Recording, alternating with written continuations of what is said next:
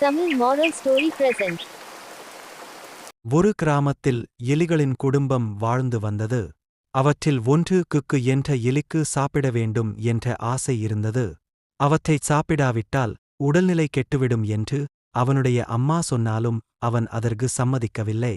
மறுநாள் காலை குக்கூவின் நண்பன் சிந்து அவன் பிறந்த நாளுக்கு வந்தான். விருந்தினர்கள் வந்தார்கள்.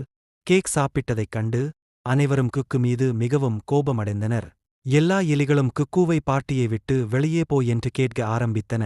யாரோ அவரிடம், உங்களுக்கு மிகவும் பசியாக இருக்கிறது. யாரோ அவரிடம், பாட்டியை விட்டு வெளியே போ என்றார்கள். குக்கூ ஏமாற்றத்துடன் தன் வீட்டை நோக்கி நடந்தான். இதற்குப் பிறகும் குக்கூ உணவுப் பழக்கத்தில் எந்த மாற்றமும் ஏற்படவில்லை. அடுத்த நாள் காலை அவன் நண்பன் குக்கு கிட்ட சொல்லுகிறது, வா நம்ம வயலுக்கு போய் வயலை சாப்பிடலாம். குக்கூ சென்றான். எல்லா வயலை சாப்பிட ஆரம்பித்தார்கள். குக்கூ நிரம்பவில்லை. சீக்கிரம் சாப்பிட்டுவிட்டு வீட்டிற்குச் செல்லுங்கள் என்று சொன்னான். ஆனால் குக்கூ, அவசரப்படாதே, இன்னும் என் வயிறு நிரம்பவில்லை. இப்படிச் சொல்லிவிட்டு குக்கூ மீண்டும் சாப்பிட ஆரம்பித்தது. அங்கிருந்து ஒரு எலி பூனையை பார்த்தது. எல்லா எலிகளும் அங்கிருந்து ஓட ஆரம்பித்தார்கள். ஆனால் நடக்கும்போது குக்கூ ஏலியன் கால் கயிற்றில் சிக்கியது. பூனை மெதுவாக அவனிடம் வந்தது.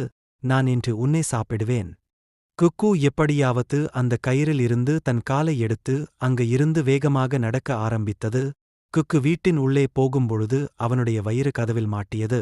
எல்லா எலிகளும் குக்குவை உள்ளே இழுக்கும் பொழுது பூனை வந்து குக்கு உடை வாளை இழுக்கிறது.